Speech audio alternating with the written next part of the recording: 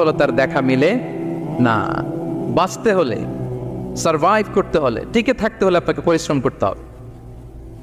এই পৃথিবীতে কেউ কাউকে জায়গা করে দেয় না, এখানে জায়গা করে নিতে হয়, ঠিক কিনা বলেন? আপনি যদি পরিশ্রম করেন, পরিশ্রমে যে ঘাম ঝরে শরীর থেকে, পরিশ্রমের ঘামে জন্ম নেয় সফলতার বীজ।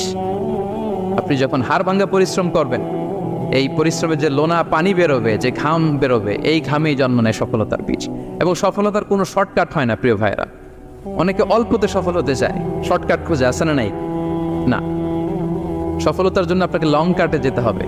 ওখানে কোনো লিফট থাকে না, সিঁড়ি বেয়ে উঠতে হয়।